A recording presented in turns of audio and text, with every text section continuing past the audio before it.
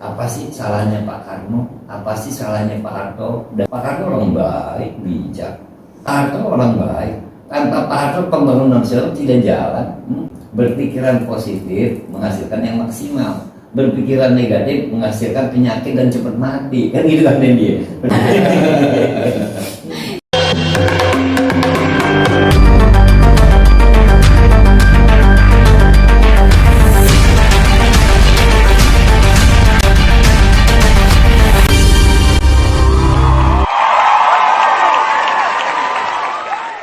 Tadi sudah banyak yang dibahas terkait kebangsaan dan lain hal gitu. Nah ini menarik sekali kan tadi dibicarakan tentang permusyawaratan gitu kan. Nah, pandangan ini Kang Deddy ataupun Ayah, kira-kira bagaimana sih permusyawaratan yang harus kita sikapi di negara kita? Karena memang bicara permusyawaratan ini bagian dari budaya sebetulnya kan begitu. Kita berkumpul, bermusyawarah, terus ada gotong royong dan lain hal begitu. Ini kan bagian daripada budaya bangsa kita nih, yang pada saat ini mungkin nilai-nilai ini tuh sudah mulai terkikis begitu oleh perkembangan zaman. Kira-kira pandangan Ayah atau tentang ini seperti apa sih terkait permusyawaratan yang ada di negara kita saat ini? Jadi gini Nak ya, jadi nggak ada permasalahan yang tidak dapat diselesaikan. Setiap ada masalah bisa diselesaikan dengan musyawarah dan mufakat. Yakni dengan berpikiran jernih, berpikiran dengan perasaan kolbinya tenang. Iya. Nah, yakni duduklah para tokoh-tokoh masyarakat, para tetua-tetua adat kan, sebagaimana di zaman dahulu kala para wali Allah itu berkumpul. Ada masalah, yuk rembuk yuk. Bagaimana solusinya kan dengan cara makruf, dengan cara yang baik. Gak usah dengan cara yang ya tidak baik lah. Kenapa? Apapun dalinya, kita masih bersaudara, masih turunan Nabi Adam alaihissalam tuh, masih satu moyang, walaupun berbeda-beda tetap satu tujuannya. Jadi duduk musyawarah untuk menghasilkan mufakat. Nah ini zaman dulu kala kan terjadi, udah banyak contoh buat kita saling bunuh-membunuhan ya. Contoh ya, anak sama orang tua terjadi di zaman yakni Prabu Brawijaya V dengan Raden Fatah Hussein, Sultan Demak ya.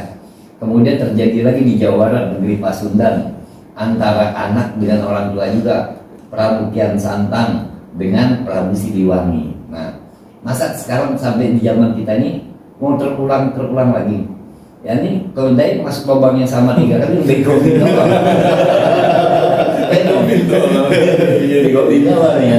Jadi kita janganlah, kenapa? Pak Karno itu orang baik, Pak Harto orang baik, semuanya orang baik kok kan kembali pada niat yang luhur tadi gitu.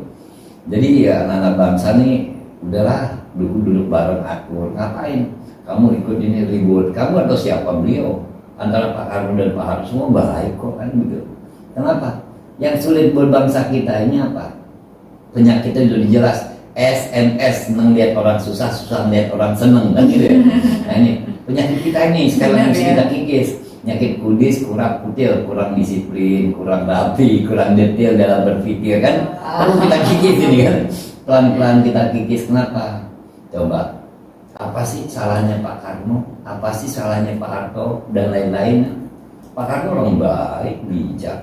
Tanpa beliau barangkali siapa yang mau proklamirkan negeri ini zaman itu kan? Pak Harto orang baik. Tanpa Pak Harto pembangunan nasional tidak jalan. Jangan kan, ya kalau Pak Harto bisa hidup sugih wajar presiden kok kan. Kalau pengen sugih lu jadi presiden aja kan gitu ya. Nah inilah Pak Karno pahlawan, Pak Harto pahlawan. Presiden-presiden kan putra-putra terbaik bangsa, siapapun dia kan gitu.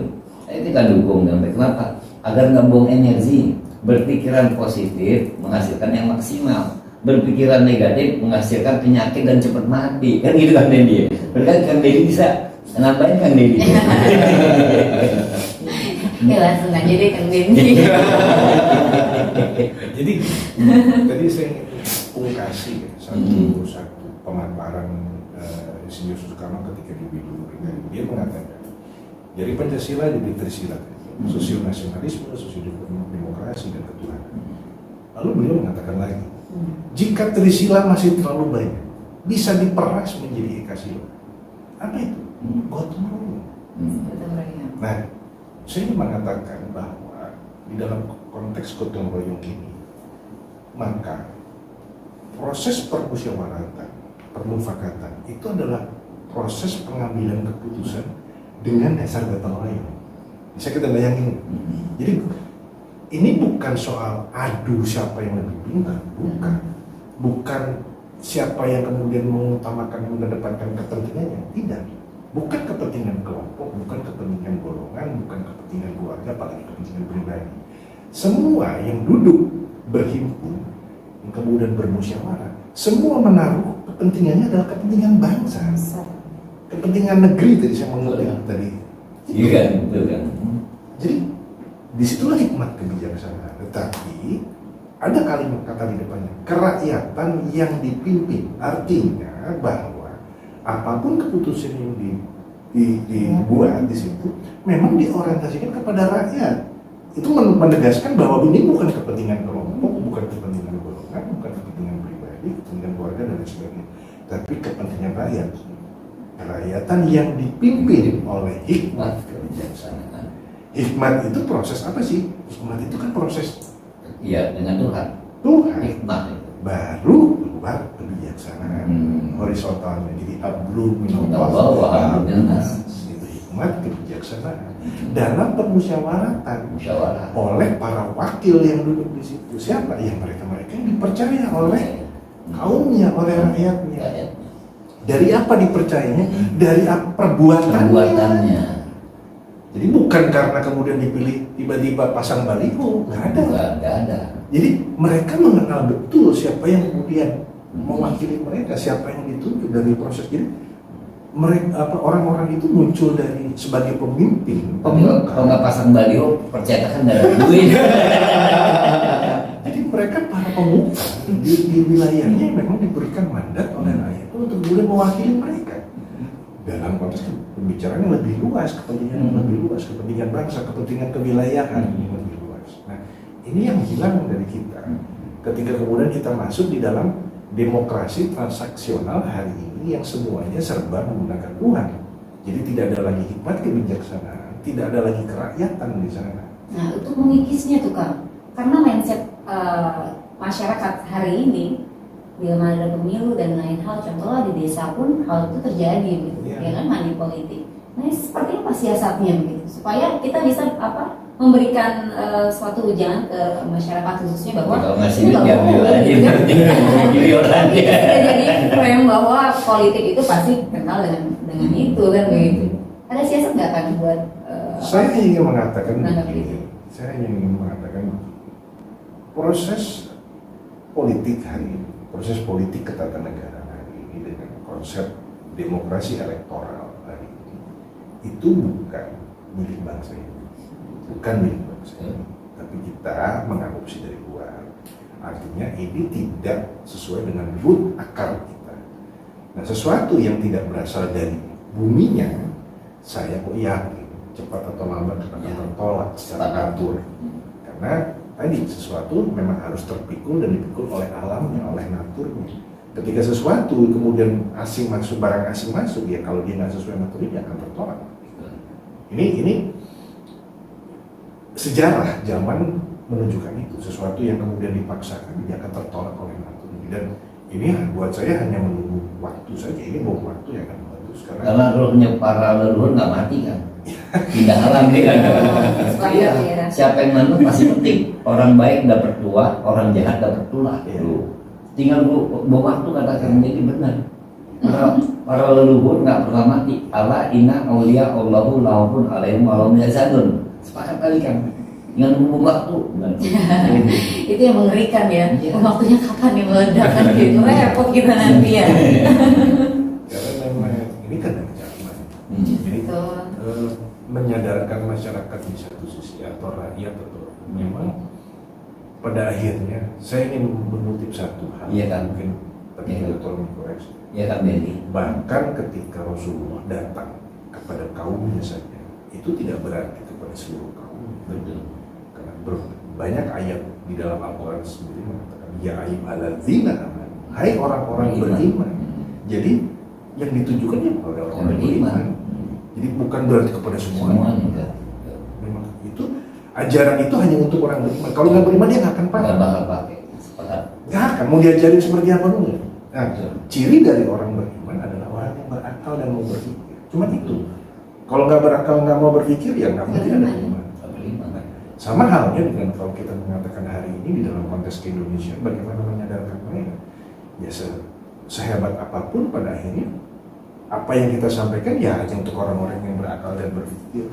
Kalau enggak ya mereka tadi yang ambil duitnya pilih yang lain.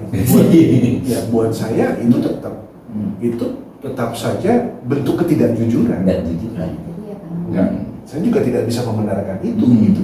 Karena memang sistem elektoralnya yang saya tidak sepakat. Itu berarti kita harus mengubah konsepnya kan begitu, bahwa yang memang saat ini terjadi ini adalah kita berkompetisi kan begitu. Nah mau nggak mau ya ini yang dilakukan. Gitu kan. Tadi gini, saya sepakat sama Kang Dendi. Ada yang milih pakai duit, ambil duit ya, kasih anak yatim piatu. Kalau ayah kan politiknya bebas dan aktif. Bebas dan aktif. Seperti apa? So, kalau kita ambil kita makan, dosanya sama. Iya. Makanya kita kasih anak yatim piatu, dia butuh soalnya kan. Karena kan jatuhnya tertipu. Tadi karena orang yang kurang anak yatim piatu, fakir miskin itu hak pengelolaan negara yang biayain mereka. Tapi negara yang berkali lupa, ya kita ambil ini kasih modal ya tuh. Itu kan jadi prihatin ya Kang Dendi, di saat memang harusnya yang ada di sana itu kan keterwakilan daripada sila-sila yang ada tadi. Ya. Gitu kan. Itu kan potensi ya yang harus kita munculkan. Ada sila pertama yaitu berhimpun para agamawan gitu.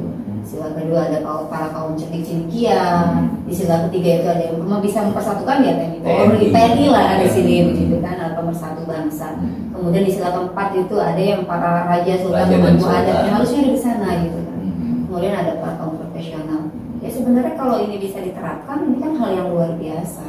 Kita tidak perlu kondisi hari ini kan kita pesta pora jadinya gitu kan, setiap kali pemilu berapa anggaran yang dikeluarkan hanya sia-sia jadinya. Lebih baik kita salurkan ke orang-orang yang memang membutuhkan, karena melihat kondisi bangsa kita hari ini ya itu kita sebut keterbelakangan sebetulnya. Iya, demokrasi kita hari ini kan ya mohon maaf, demokrasi kita ini demokrasi kosmetik. Jadi cuma buat mempercantik biar mata demokrasi. Karena begini, kembali lagi saya ingin tegaskan bahwa di dalam proses permusyawaratan itu tidak ada perdebatan. Karena semua menyampaikan pokok-pokok pikirannya, semua menyampaikan maksud darinya, semua menyampaikan gagasannya, dan itu kemudian dirangkum menjadi satu keputusan bersama. Bukan kemudian siapa yang jadi pola hari ini kan kita dihadirkan, kita ditampilkan debat presiden, debat ini, debat. Sementara debat itu kan hanya untuk mengatakan mana sih yang lebih hebat, ini atau ini. Iya. Ya kan, ini atau lebih ini. Ini bukan soal hebat-hebatan. Di dalam proses musyawarah itu tidak ada hebat-hebat. Semua berpikir untuk bagaimana menyelesaikan persoalan bersama. Solusinya apa? Untuk kepentingan bersama. Nggak ada kepentingan ini. Dan kemudian ketika itu diputuskan, dilaksanakan, itu juga melibatkan semuanya secara bersama di dalam prosesnya. Itu yang disebut gotong royong. Makanya itu permusyawaratan mufakat itu harus ditempatkan di dalam satu pemahaman di mana itu adalah satu bentuk gotong royong di dalam membuat keputusan. Nah, kalau kita simpulkan, kalau DPA sendiri kayak gimana tuh bicara dari Kang Dendi? Kondisi bangsa kita kan? Ini ada proses yang belum selesai tadi di awal saya sampaikan. Jadi dari 59 ke 65 ini kan proses transisional sebetulnya. Tapi ingat, situasi politik negara ketika itu kan sedang di dalam kondisi kita ditekan habis-habisan oleh pihak luar negeri. Karena memang sikap Soekarno sangat keras terhadap luar. Bahkan ketika kasus Malaysia, ya kan, Ganjang Malaysia, Inggris kita, Inggris, Amerika kita Serikat. Artinya Soekarno melihat bahwa ada upaya untuk mencoba mengganggu kedaulatan Indonesia dengan diambilnya Sarawak, misalnya begitu. Nah, karena sebetulnya di dalam pertemuan raja-raja di Tampak Siring itu dari Malaysia juga hadir. Sebetulnya. Jadi harusnya mereka ikut dalam kesepakatan itu. Tetapi kemudian karena Inggris mengiming-iming mereka, udah kalian merdeka sendiri, nanti kita Akhirnya mereka berkhianat dari keputusan itu. Betul. Itulah yang membuat Soekarno marah Marah. terhadap Malaysia sebenarnya. Gitu. Karena sudah sepakat loh, Anda di Tampak siring. kenapa Hianati. hianati. Nah itu satu. Jadi saya ingin mengatakan situasi dari 59 ke 65 itu situasi memang karut marut, jadi gejolak politiknya sangat kuat. Ya. Lalu kemudian bagaimana di dalam sendiri diganggu, kemudian diembargo dan lain sebagainya. Nah ini kan membuat kemudian kondisi ekonomi juga melemah, gitu kan? Sehingga kemudian proses ini menjadi terhambat sampai kemudian 65 terjadi, dan gitu proses 65 terjadi. Nah proses DPA, proses bangunan baru dari Undang-Undang Dasar 45 memang belum menjadi kokoh. Satu kata kunci sebetulnya, sebenarnya proses transisional ini adalah untuk menjawab kalimat kedua di dalam teks proklamasi yang berisi tadi hal-hal mengenai pemindahan kekuasaan dan lain-lain diselenggarakan dengan cara seperti itu. Pertanyaan kritis kita, pemindahan kekuasaan itu sumbernya dari mana? Dari mana-mana. Dari mana? Kapan terjadi? Nah, kalau kemudian kita melihat itu kembali ke sejarah, apakah itu betul dari Jepang ke Indonesia? Karena waktu itu Jepang kan sebelum Indonesia. Kalau memang itu dari Jepang, pertanyaannya, Jepang dapat pemindahan kekuasaan dari mana? Orang Jepang juga kalah perang, masih ada kurangnya. Jepang mengambil alih dari Belanda, artinya tidak terjadi pemindahan kekuasaan dari Tidak Belanda. terjadi. Kalaupun memang ada pemindahan kekuasaan dari Belanda kepada Jepang, pertanyaan kita kemudian, Jepang dapat pemindahan kekuasaan Dari mana? Karena seingat saya, tidak ada satupun kerajaan-kerajaan Nusantara yang memindahkan kekuasaan kepada Tidak ada. Belanda. Ada. Artinya, kalau kita berpikir secara logis, secara rasional, maka pemindahan kekuasaan itu adalah dari kerajaan-kerajaan Nusantara kepada lembaga baru yang disebut Indonesia. Indonesia negara kesatuan Indonesia. Karena di dalam pemindahan kekuasaan ini, di dalamnya tadi yang ayah sebut, karena setiap kerajaan itu kan ada wilayahnya, ada rakyatnya. Ya, ada pemerintahan. Ketika kekuasaan raja ini dipindahkan kepada Indonesia, maka rakyat dan wilayahnya ikut serta. Maka seharusnya kalau pemindahan kekuasaan itu terjadi, maka wilayah Indonesia bukan wilayah ex-Hindia Belanda. Karena kalau ex-Hindia Belanda, maka betul Sarawak tidak ikut karena dia Inggris. Timor Leste tidak ikut karena dia Portugis. Tapi kalau wilayah Indonesia adalah ex kerajaan-kerajaan Nusantara, maka ini menjadi jelas sebenarnya. Nah, proses ini belum selesai pemindahan kekuasaan itu. Nah, seringkali saya menggunakan satu analogi, satu ilustrasi. Saya mengatakan begini: jika Indonesia adalah anak dan kerajaan-kerajaan ini adalah bapak, ketika si bapak ini mengatakan kepada anaknya, "Nah, rumah ini saya serahkan kepada kamu ya," ya kan? Tentu sebagai seorang anak apa reaksinya? Pasti akan mengatakan, "Terima kasih Pak, saya terima rumahnya. Bapak tetap tinggal di sini ya, kamar Bapak tetap ada di sini." Kan bukan buat, "Ya Pak, saya terima rumahnya, Bapak keluar dari sini pergi." Kan nggak begitu dong. Semestinya kan nggak begitu. Pemindahan kekuasaan loh atas rumah itu. Artinya si orang tua tetap kalau Bapak perlu apa-apa, Bapak tinggal ngomong sama saya. Nah, ruangan yang berbudi. Itu anak yang berbudi. Nah, ruangannya di mana sih? Ruangan Bapak ini ya, ada di mana sih? Nah, di dalam hemat saya dari proses perjalanan dan kemudian penggalian saya, raja, sultan dan masyarakat adat itu sebetulnya punya ruang di dalam struktur ketatanegaraan kita berdasarkan Undang-Undang Dasar 45. Di mana dia? Ya namanya Dewan Pertimbangan Agung. Namanya Dewan Pertimbangan Agung, pasti kan? Iya. Maka ruang itu berisi tadi raja dan sultan duduk di sana. Nah, dengan begitu kita akan melihat 5 lembaga tinggi negara ini. Berarti presiden di tengah, dikelilingi oleh DPR yang tadi dia membuat undang-undang, pengawasan dan anggaran pada pemerintah. Jadi dia mengawasi secara politik. DPA mengawasi secara kultural budaya. Ingat piagam putusan Kongres Pemuda tentang kemauan sejarah hukum adat. Karena hukum adat tetap harus terselenggara di wilayah keadatan masing-masing. Di samping hukum konstitusi positif negara Undang-Undang Dasar 45, tapi hukum adatnya tetap hidup. Nah, kalau nggak ada lembaga adatnya, yang namanya kerajaan sultan, ya hukum adatnya nggak ada berarti. Betul. Nah, BPK mengawasi keuangan, Badan Pemeriksa Keuangan.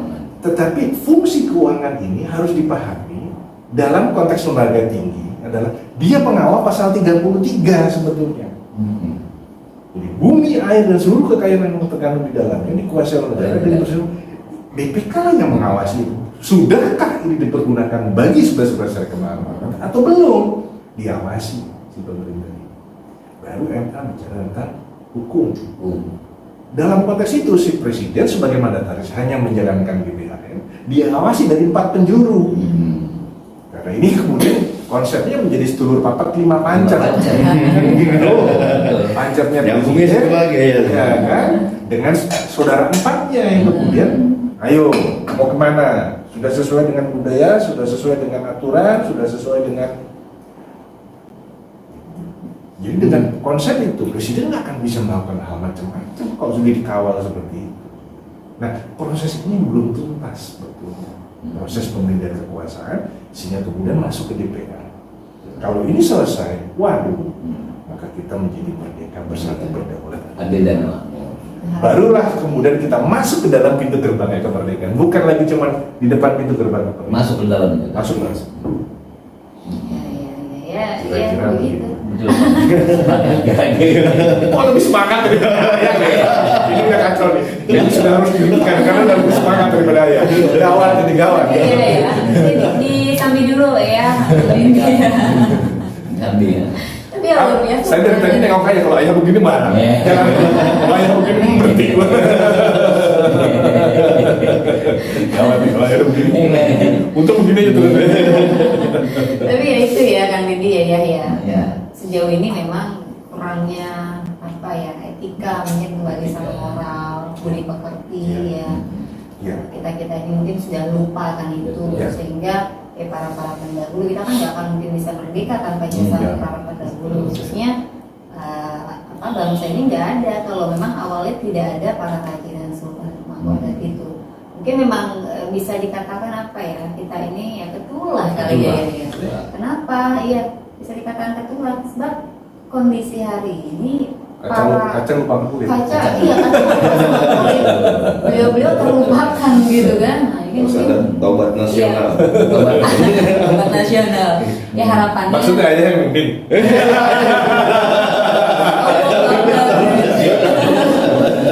Jadi kalau dulu ya izin, kalau dulu tadi saya sampaikan, dulu kita itu kayak berperang aja dengan bambu runcing merdeka gitu kan. Terus bicara nggak pakai handphone tapi telepati dengan image sudah sampai gitu kan. Tapi kan zamannya memang berbeda. Tapi tetap kalau kita bisa sinkronisasikan antara ilmu metafisik dan ilmu bisa sebenarnya bisa nyambung gitu kan. Tinggal ya inilah ketaatan kita, ketekunan kita mungkin kembali lagi sama tadi moralitas ya. Mungkin kembali sama moralitas anak bangsa saat ini memang lemah sehingga budi pekerti, adat istiadat dan segala macam hal itu terlupakan. Jadi nggak mungkin sampai ke ranah itu gitu kan ya. Jadi di zaman dulu di pendidikan nasional ya, Ki Hajar Dewantara atau Bapak Ki Hajar Dewantara atau Raden Aswaruddin, beliau adalah Bapak Pendidikan Nasional. Nah, kenapa? Mendidik jasmani dan rohani, rohani dan jasmani. Apa sih dibimbing di sana? Akhlak dan budaya. Contoh, beliau di sana mengajarkan seluruh pengajar disebut pamong. Kalau yang laki-laki dipanggil ki, yang perempuan dipanggil nyi. Nah, yang lainnya dikatakan siswa. Siswa. Sebut taman siswa. Taman siswa. Taman karena ada sekolahannya. Taman tuh tempat siswa pelajar. Dulu beliau sudah mencanangkan awal-awalnya di dalam keraton, namanya perkumpulan Selosok Dewan. Karena nggak nyaman di sana, karena intervensi company ya, bangsanya bangsa Belanda. Dia keluar dari keraton, ganti nama jadi Ki Hajar Dewantara. Di sana dididik apa? Adab, akhlak dan budaya. Contoh, sama yang tua manggil Ki, sama yang laki perempuan Nyi. Nah, ada bahasa anggah ubuh. Nah, seni budaya diajarin bagaimana cara main gamelan. Nah, seni-seni budaya pokoknya. Kemudian saling harga menghargai. Ini dirusak di era milenial ini. Kenapa terjadi ini? Karena sudah hilang budaya bangsa, hampir hilang budaya bangsa. budaya sopan santun. Apalagi maaf kata kulit tinta, ya kulit tinta itu pers atau wartawan sekarang. Kalau zaman kita dulu namanya kulit tinta kan, harus belajar steno kan. Wartawan sekarang nggak ngerti steno, taunya handphone dia mah. Ya.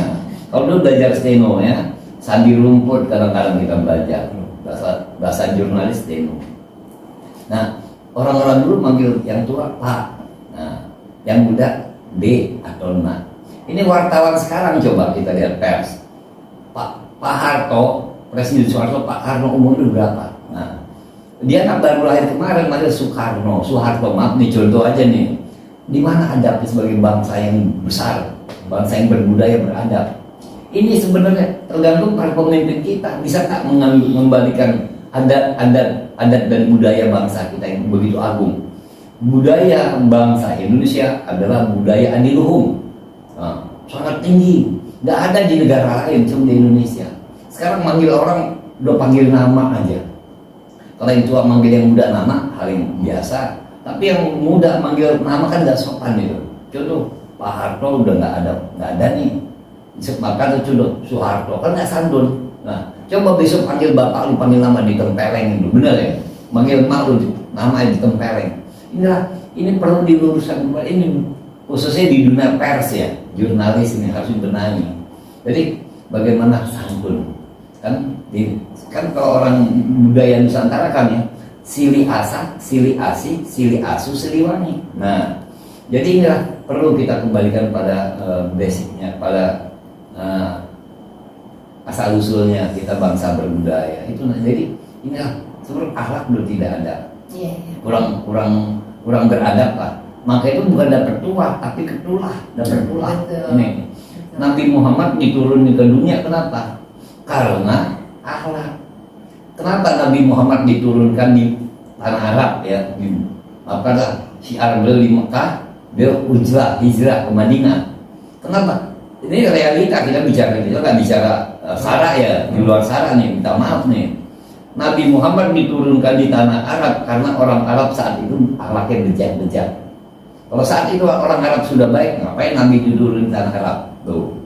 Setelah orang Arab di mana wali-wali banyak diturunin di bumi Nusantara. Kenapa di bumi Nusantara ini para wali banyak diturunin? Karena di zaman itu akhlak budaya masyarakat Nusantara bejat-bejat, ya. Maka diturunin para wali. Nah sekarang di era NKRI ini kita udah pelajari berarti akhlak. Nah untuk kita hidup bernyaman, kan orang hidup cari nyaman, cari ketenangan, cari enak gitu ya. Akhlak utama. Orang uangnya banyak buat apa sih? Ya cari nyaman, dia nggak susah. Coba contoh orang bekerja, di mana-mana bekerja pasti banyak keringatnya. Kalau pengusaha banyak duitnya, kenapa kita nggak berlomba-lomba jadi pengusaha kan ya? Padahal ini diatur oleh undang-undang dalam berbangsa bernegara gitu nah ya. Jadi cuma saya kalau bisa ngomong, bisa nyampein, tolong berakhlak mulia, berakhlakul karimah ya. Jangan kita kebawa ya ini kelompok-kelompok yang bakal menyengsarakan diri kita. Ya makasih ya. Jadi memang izin ya menanggapi karena memang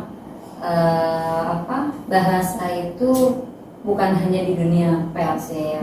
Karena secara umum sekarang banyak anak bangsa yang tidak bermoral gitu, mohon maaf ya, apalagi dalam hal berkata-kata, kadang ya itulah beretikanya kurang. Soalnya ini yang nyampein berita sampai ditayangin itu banyak pers. Masa bakul jamu melayangin nggak mungkin dong. Iya. Gitu ya. Tapi memang ini kajian diri sendiri saya juga ya, karena memang ya inilah hari ini memang kita krisis gitu akan jiwa-jiwa moralitas kita, akhlak kita gitu supaya memang lebih baik seperti apa kan begitu.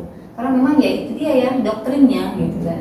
Doktrinnya memang seperti itu. Cuma kadang-kadang juga gini contoh ya. Usia ayah udah tua ya kan. Anda nih perwira masih muda-muda. Nah, itu kadang-kadang kita hargain dia dengan Pak walaupun nah, di sini kadang-kadang nggak sopan nih. Perlu dijitak juga sih karena ngerasa siapa gitu ya punya jabatan jenderal kan gitu. Itulah ya kondisi hari ini ya.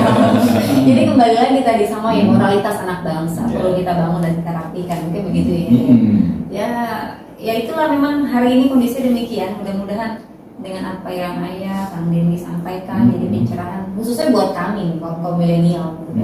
Kalau bicara kebangsaan kayaknya apa sih, ngomongin apa sih? Bicara tadi apa kerakyatan, apa para raja sultan itu apa sih, cerita apa gitu, dongeng apa kan gitu ya Kang Denny, Ayah.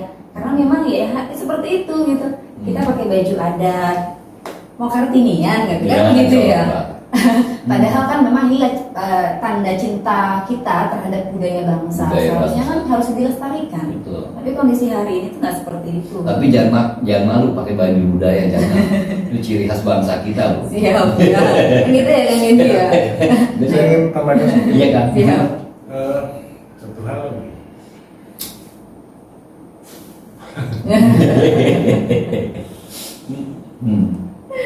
Artinya hari ini kita yang harus kita pahami ini, kita tidak bisa, kita bicara sejarah panjang.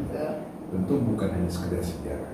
Ada peristiwa ini hanya untuk memberikan satu penegasan atas makna dari pesan. Betul.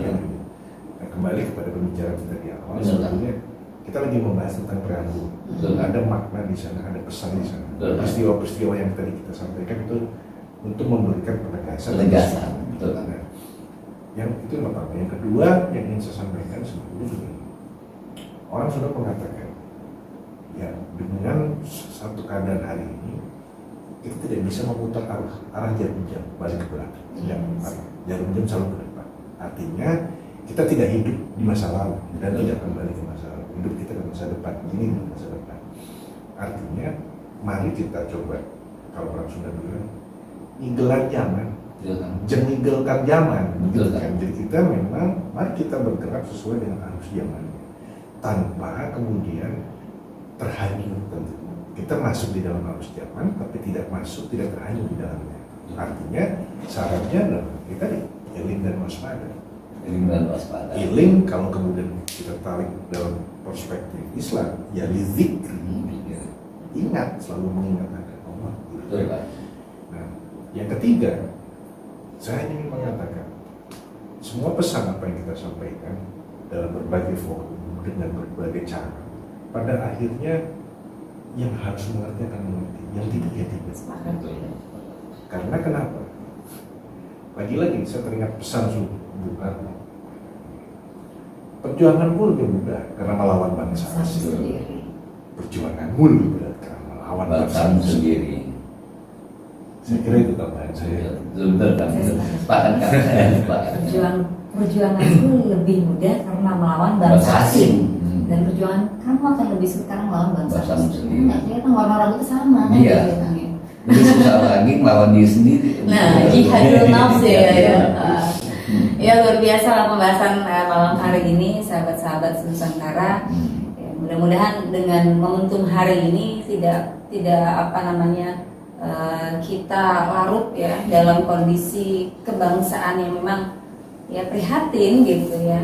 Tadi kembali sama yang disampaikan Ayah, Kang Denny, bahwa kita coba membuat ini semua dengan pola yang memang semestinya begitu kan. Kalau kita kembali pada undang-undang yang asli tanpa amandemen dan Pancasila yang asli memang sudah dirumuskan dengan kesepakatan, saya rasa semua akan berjalan dengan baik kan begitu.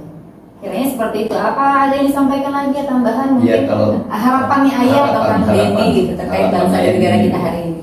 Harapan Ayah ya. Jadi ayolah anak-anak bangsa, kita isi kemerdekaan ini dengan hal yang positif ya. Tapi kita berjuanglah apa yang sudah diterapkan leluhur kita laksanakan. Jangan kita rubah. Kenapa? Kita di sisi apa? Apa anda kita tanpa pendahulu? Undang-Undang Dasar 1945 yang asli itu dua karya anak-anak bangsa, manusia-manusia pilihan. Kan nggak mungkin beliau berbuat itu tanpa dengan rahmat Allah. Nah, jadi kembalilah pada Undang-Undang Dasar. Kalau boleh, saya berharap kepada seluruh anak bangsa di Nusantara ini, di NKRI ini, itu aja paling.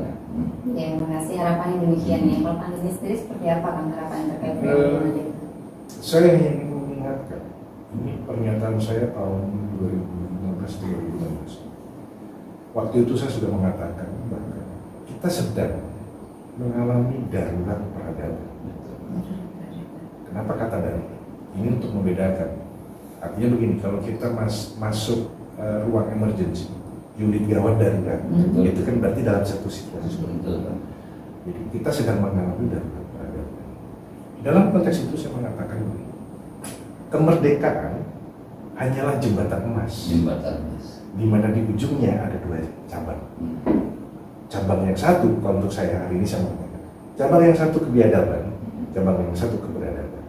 Kita mau pilih yang mana? Itu saja. Ya. Oh, luar biasa sekali harapan ayah Kang Denny luar biasa. Mungkin ini keterwakilan juga dari para anak bangsa ya, supaya memang bangsa kita dapat utuh Dan para leluhur. dan para leluhur pastinya. Karena harapan para leluhur kita ya demikian, bagaimana anak bangsa bisa bersatu tetap pada apa rule yang memang dibuat begitu, supaya keadaan negara kita tetap kondusif tanpa ada halangan yang semacam ini. Kita sekarang kehilangan beberapa aset kita gitu kan, yang lari keluar, kita tuan rumah tidak menikmati apa yang kita miliki. Ini kan sedih ya, prihatin. Kaya Kita padahal kaya gitu. Yang kemarin 70% harta kita yang memang di laut ini, aduh, nggak terfikirkan. Kita berebut di 30%-nya gitu. Luar biasa prihatin. Dan mudah-mudahan dengan apa yang diutarakan oleh ayah dan Kang Denny dapat bermanfaat untuk kita semua, sahabat-sahabat. Nanti kita jumpa lagi dengan pembahasan yang lain. Terima kasih telah menyaksikan Ayah Syarif Official. Tetap di channel ini. Hidup terus bangsa Indonesia. Anak bangsa harus tetap bersatu, merdeka, berdaulat, adil dan makmur. Selamat malam. Assalamualaikum warahmatullahi wabarakatuh.